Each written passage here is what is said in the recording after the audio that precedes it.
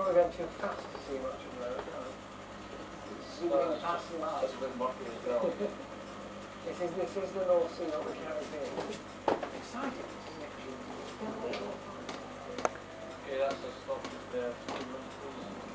It's just like space exploration in its way. In my imagination, there's something coming out of the blue. Something's coming out of the blue. What this camera and others like it around the North Sea have picked up are some quite extraordinary images of creatures living in the murky depths.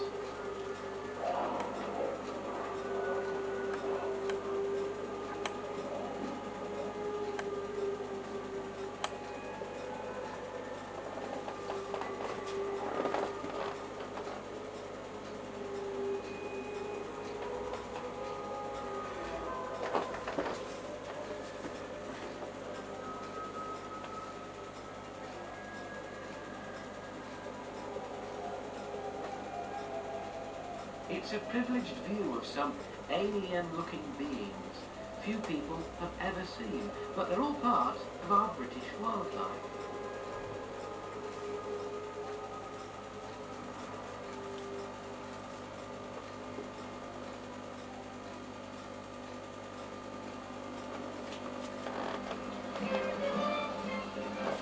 Back on terra firma, this is more like the seaside island, and you just can't beat it. We Brits are drawn to it like magnets to soak up some rays, take a swim, generally relax and recharge. But beneath this holiday resort is something created by another vital force of nature. This is Southport in Merseyside, one of Britain's first coastal resorts. People have been flocking here in their millions since the end of the 18th century, and I bet you're looking at like, but a few of them complain about the wind. But if it weren't for wind, Southport wouldn't exist. You see, this is all built on sand dunes, and sand dunes are formed by wind.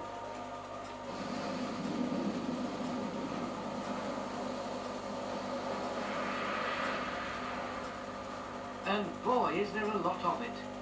To build really good dunes, you need a gently shelving shore, acres of sand, and, of course, lots of wind. It's once the sand's dried out that the wind can really get to work. At a critical speed, it starts to carry the sand up the beach. And it does so by a fascinating process.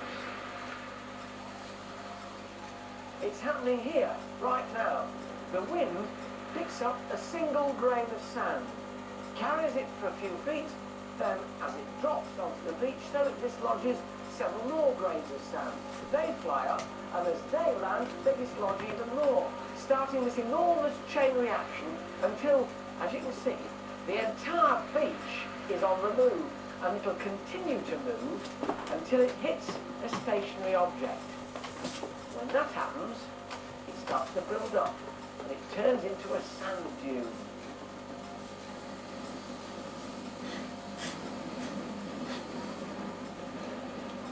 But the wind can't build a full-size sand dune alone.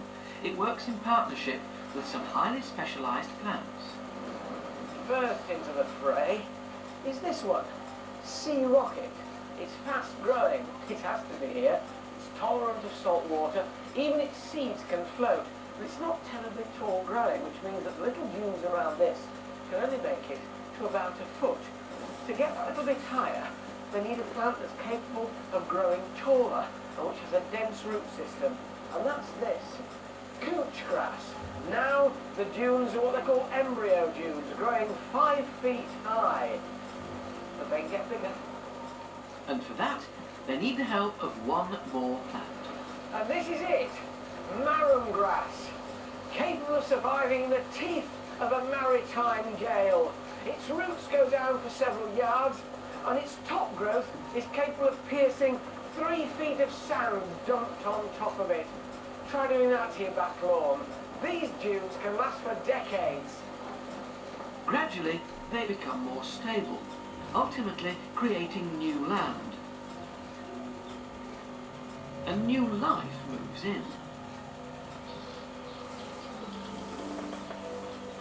Arctic terns fly all the way from Antarctica to nest in our sand dunes.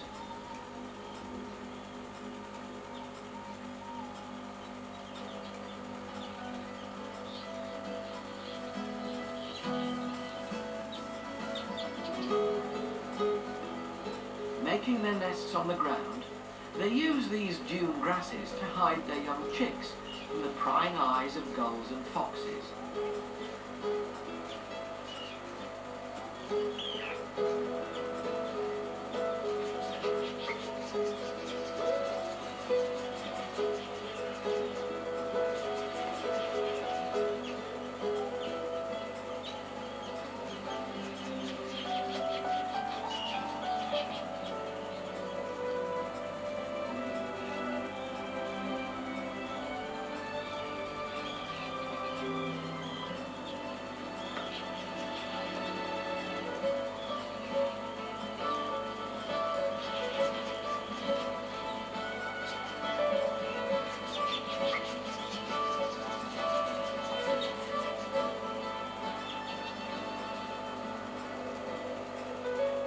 But if you're tiny, living in these windswept dunes isn't so easy. Some bees lead solitary lives, and the females build nests in small holes in wood or rocks. But here on these dunes, both are in short supply. So one species of bee has come up with an ingenious solution. Scattered all around are hundreds of empty snail shells. And for a female snail bee, they make the perfect seaside home. After selecting a shell, she gathers nesting material, rather like a bird. She chews up bits of leaf to make a soft pulp, then uses this to line the inside of the shell.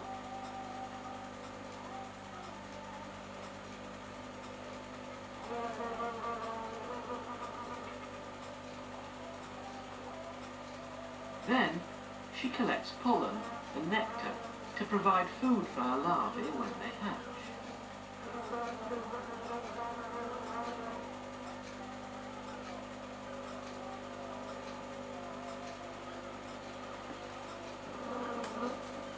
After laying her eggs, she seals the shell and flies off to begin all over again. This clever little bee can nest in as many as 5 different shells in a season. She gets my vote for the busiest bee in Britain.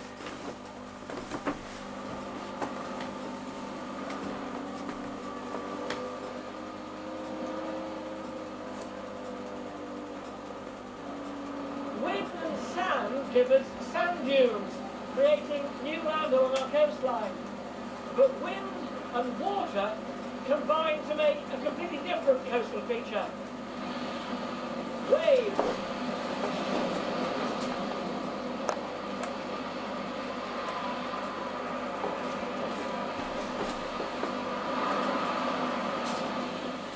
Waves are made as wind ripples the surface of the ocean.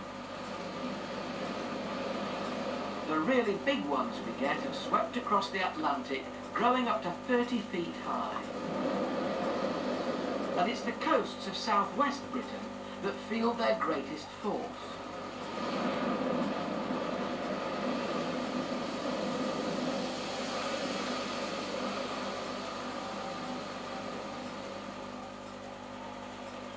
They make the coves, the headlands and the caves for which this coastline is famous.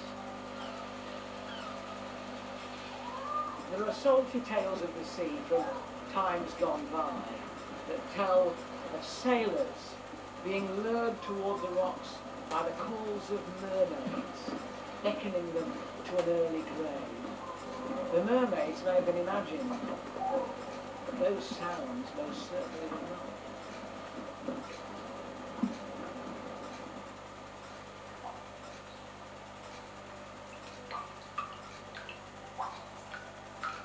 This looks like a passageway to the centre of the earth, carved out by thousands of years of wave activity.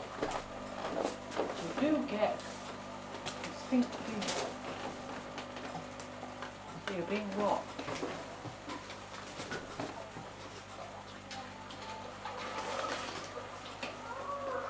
The deeper you get into the cave, the more that strange sound gets closer.